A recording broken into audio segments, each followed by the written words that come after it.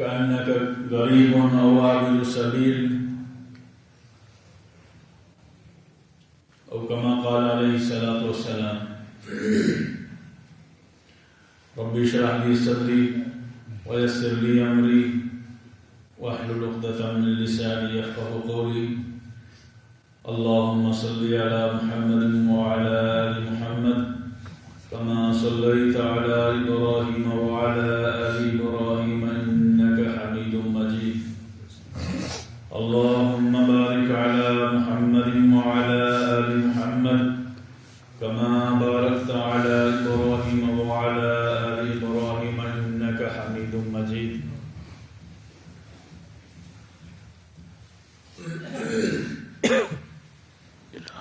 آگے آ جائیں، پہلی صف مکمل کریں.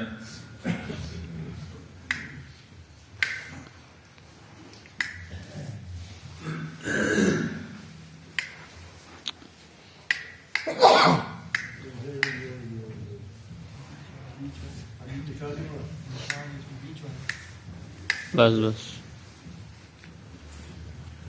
دنیا میں انسان کی جتنی بیماریاں ہیں، دنیا کے ڈاکٹروں نے، سائنسدانوں نے ان تمام بیماریوں کا علاج نکالا ہے. کچھ بیماریاں ہیں جو دل کی بیماریاں ہیں. دل کی دھڑکن کم ہونا، دل کی دھڑکن تیز ہونا، دل کی رگوں کا بند ہونا، یہ دل کی ظاہری بیماریاں ہیں. ان ظاہری بیماریوں کا علاج ڈاکٹروں نے نکالا ہے. دل کی کچھ باطنی بیماریاں ہیں جو بظاہر ڈاکٹروں کو نظر نہیں آتی ہیں، جو ہمیں نظر نہیں آتی ہیں. چاہے ہم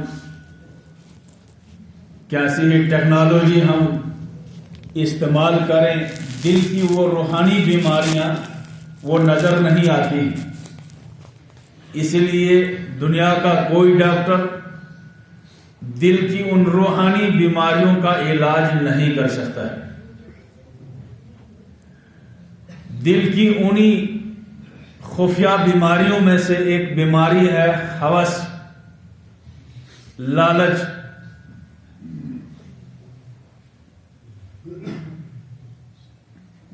مال اور دولت زیادہ سے زیادہ جمع کرنے کی تمنا، حرص و ہوس.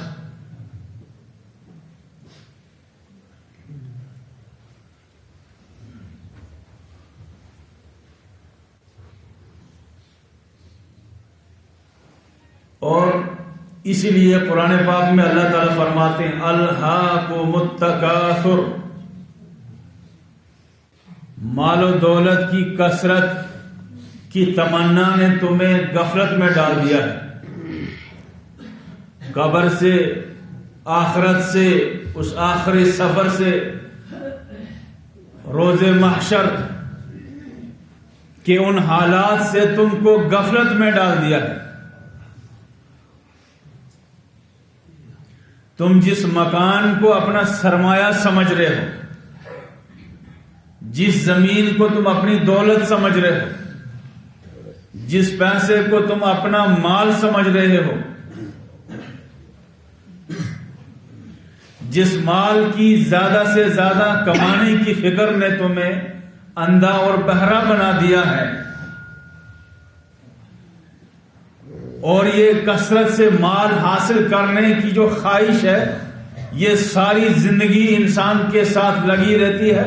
حتیٰ زرتم المقابر، یہ تمہارا دامن نہیں چھوڑتی ہے یہاں تک کہ تم قبرستان میں پہنچ جاتے ہو، قبروں میں پہنچ جاتے ہو.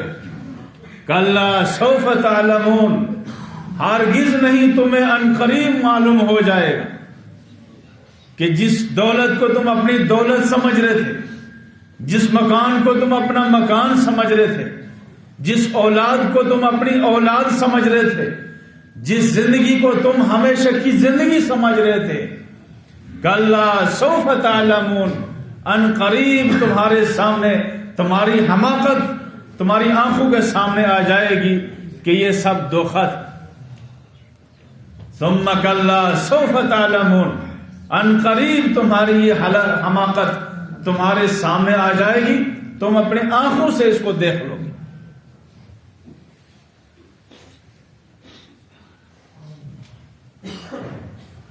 اور اسی ہوس اور ہرس نے آج کے انسان کو اندھا اور بہرا کر دیا ہے.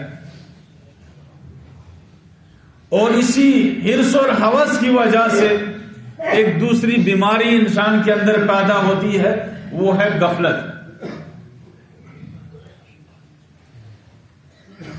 مرنے سے غفلت، آخرت سے غفلت، توبہ سے غفلت، نماز سے غفلت، نیکیوں سے غفلت.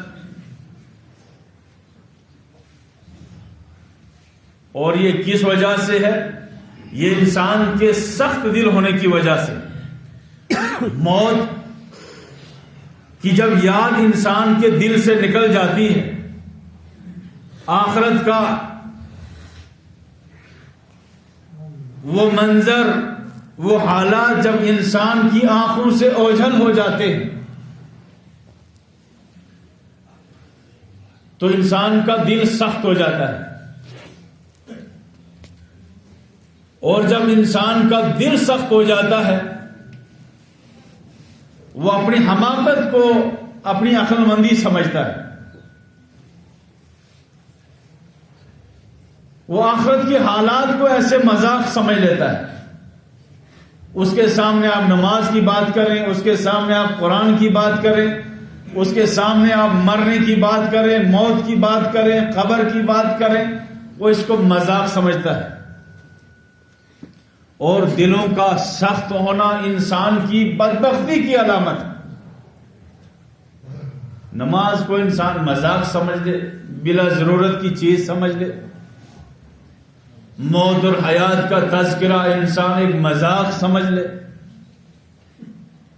جب اس کو کوئی قرآن کی بات کہے، جب اس کو نماز کی تاکید کرے، جب اس کو قبر کی وہ منزل یاد دلائے تو انسان اس کو مذاق میں لیتا ہے.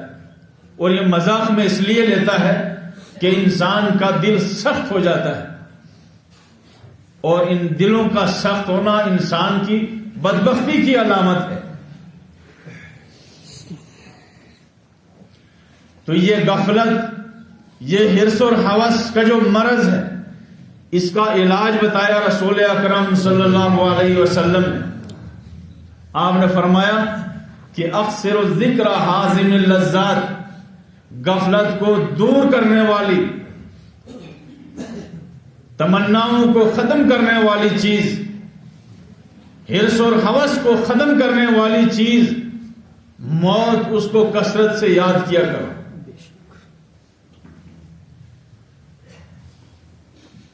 ہرس اور ہوس کا علاج، دلوں کی سختی کا علاج، غفلت کا علاج اگر ڈاکٹروں کے پاس ڈھونڈو گے، وہاں آپ کو کوئی بھی ڈاکٹر دنیا میں ایسا نہیں ملے گا جو آپ کو غفلت سے بیدار کر دے، جو آپ کی ہرس اور ہوس کو ختم کر دے. مال کی کثرت، مال کمانے کی کثرت کو تم سے کم کر دے. اس کا ایک ہی علاج ہے، اکثر الذکر حازم اللذات، موت کو کثرت سے یاد کیا کرو. کفا بالموت واعظا، واعظ و نصیحت کرنا ہو تو سب سے بہترین ایک ہی لفظ ہے کہ انسان کو موت یاد دلاؤ.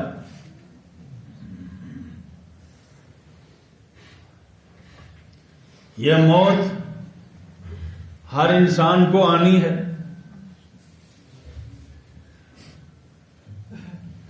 ہر انسان کو اس کا سامنا کرنا ہے.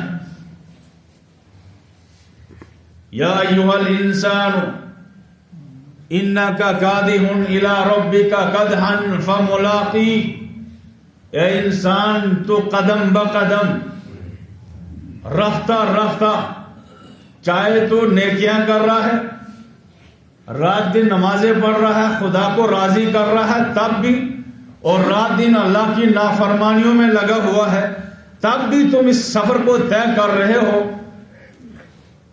فملاقیہ، تم اپنے رب کی طرف جا رہے ہو اور اس اپنے رب سے مل کر رہو گے تم.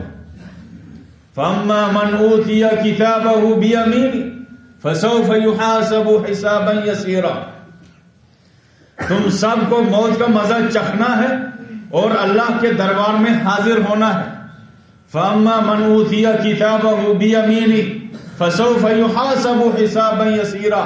ایک مرحلہ آئے گا جب نامہ اعمال تمہارے ہاتھوں میں پکڑائے جائیں گے. فاما من اوتی کتابہ بیمینہ، اور تم میں سے جس کا نامہ اعمال اس کے داہنے ہاتھ میں آ گیا، فسوف یحاسب حسابا یسیرا، اس کا حساب بہت آسان کر دیا جائے گا. واما من اوتی کتابہ بشمالہ، اور جس انسان کا نامہ اعمال اس کے بائیں ہاتھ میں پکڑا دیا جائے گا، فسوف یدعو ثبورا، تو اپنی ہلاکت کو پکارے گا، ہائے میری ہلاکت. لا تدعوا اليوم ثبورا واحدا، تم آج ایک ہلاکت کو مت پکارو، آج تو تمہیں بہت ہلاکتوں کا سامنا کرنا پڑے گا. حضرت عائشہ رضی اللہ تعالی عنہا نے رسول اکرم صلی اللہ علیہ وسلم سے عرض کیا، اللہ کے نبی صلی اللہ علیہ وسلم، آپ ہمیں میدان محشر میں یاد رکھ پائیں گے؟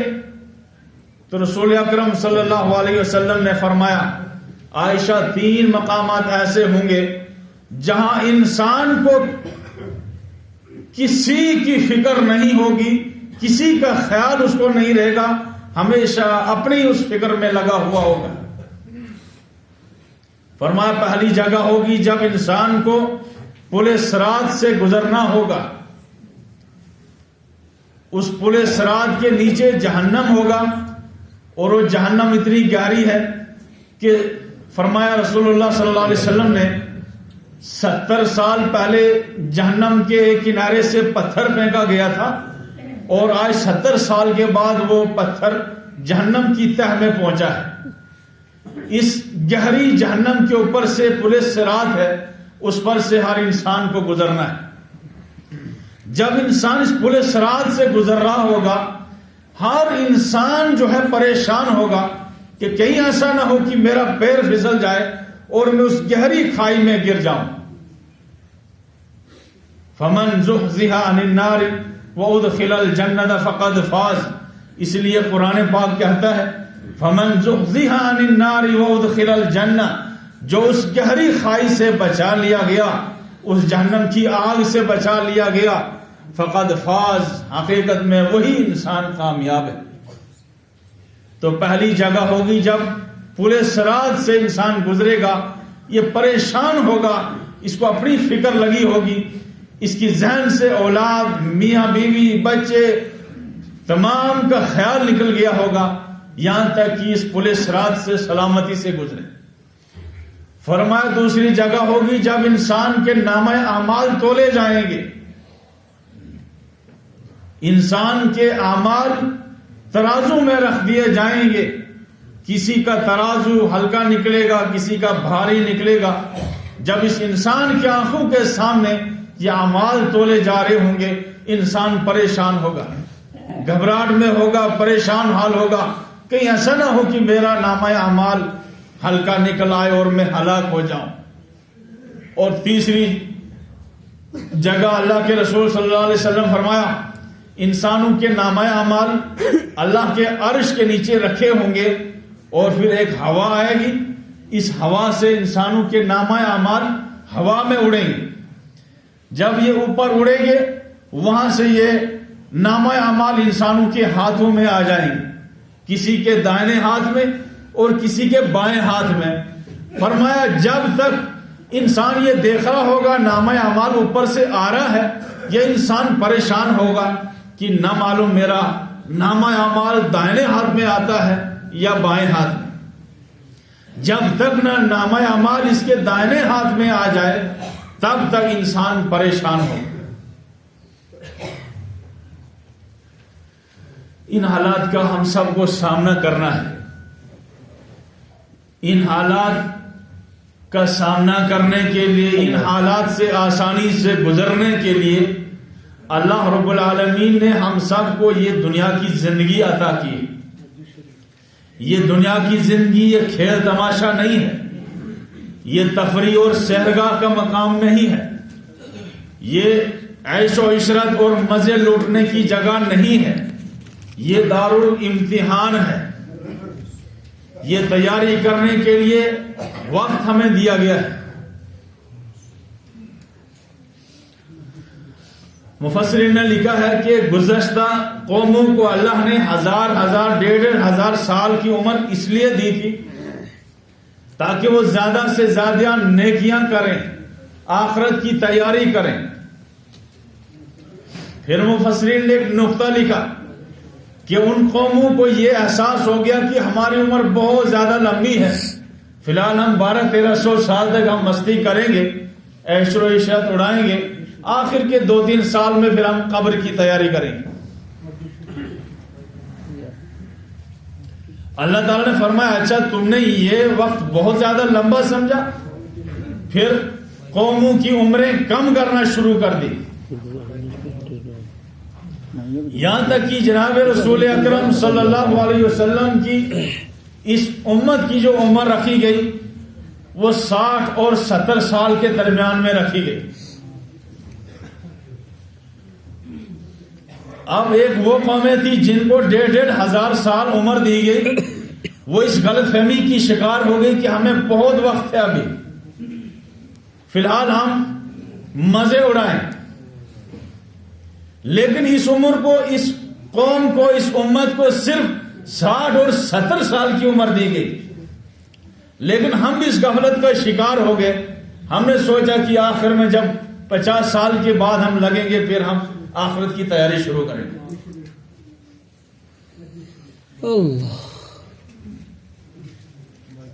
دنیا میں ہم بہت بڑے بڑے خواب ہم دیکھتے ہیں۔ پہلے بچہ ہوتا ہے وہ سوچتا بڑا ہوں گا پھر میں ڈاکٹر بنوں گا، پائلٹ بنوں گا، مکان بناؤں گا۔ پھر جب انسان بڑا ہوتا ہے، شادی ہوتی ہے، پھر انسان دوسری خواب دیکھنا شروع کرتا ہے۔ اب بچے ہوں گے، ان کو اعلیٰ تعلیم دلاؤں گا، پھر اعلیٰ ان کو نوکری دلاؤں گا اور اچھے سے زندگی گزاروں گا۔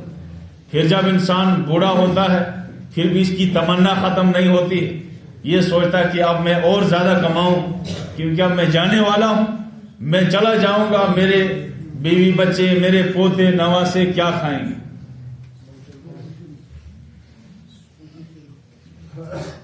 اسی غفلت میں انسان زندگی گزارتا ہے، نئے نئے انسان خواب دیکھتا ہے، بڑے بڑے اونچے خواب دیکھتا ہے۔ موت کا فرشتہ کہتا ہے کہ میں ہر انسان کے پاس دن میں 5 مرتبہ جاتا ہوں،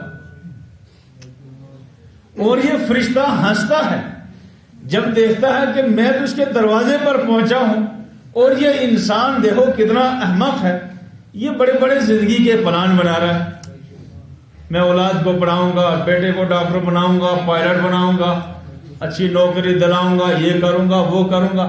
تو فرشتہ ہنستا ہے کہ میں تو 5 مرتبہ اس کے دروازے پر پہنچ رہا ہوں، میں اس انتظار میں ہوں کہ کب اللہ کا حکم مجھے ملے گا، اشارہ ملے گا۔ اور اس انسان کی حالت دیکھو کہ یہ کیسے زندگی کے پلان بنا رہا ہے۔ ہم میں سے ہر انسان بڑے لمبے لمبے خواب دیکھتا ہے، پلان بناتا ہے، لیکن ہمیں پتہ نہیں ہوتا ہے کہ صبح ہماری روح نکلے گی یا شام کو ہماری سانس اکھڑ جائے گی۔ اللہ کے رسول صلی اللہ علیہ وسلم نے فرمایا کہ اپنے آپ کو مردوں میں شمار کرو، اپنے آپ کو زندوں میں تم شمار مت کرو، اپنے آپ کو مرے ہوئے لوگوں میں شمار کرو، پھر تمہاری زندگی ایک غفلت دور ہو جائے گی۔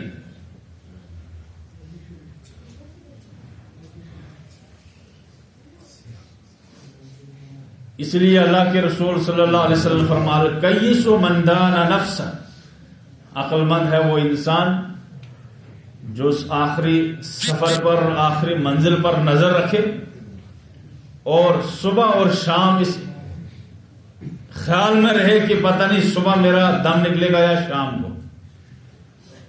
فرمایا رسول اکرم صلی اللہ علیہ وسلم نے جب شام کر لو تو پھر صبح کا انتظار مت کرنا کہ صبح مجھے دن دیکھنا نصیب ہوگا یا نہیں, اور جب صبح کر لو تو اس انتظار میں مت رہنا کہ شام کو میں اس دنیا میں ہوں گا یا نہیں. اپنے آپ کو مرے ہوئے لوگوں میں شمار کرو, پھر تمہیں اس زندگی کی قدر معلوم ہوگی. بہرحال ہم سب کے لیے یہ عبرت کے مقامات ہوتے ہیں جو ہم رات دن دیکھتے ہیں, کیسے کیسے جوان ہم سے رخصت ہو رہے ہیں, کیسے کیسے نیک لوگ, کیسے کیسے عزیز لوگ ہمیں داغ مفارقت دے کر چلے جا رہے ہیں, اور ہم اپنی زندگی کے بہت لمبے لمبے منصوبے بنا رہے ہیں. ہم اپنی خواہش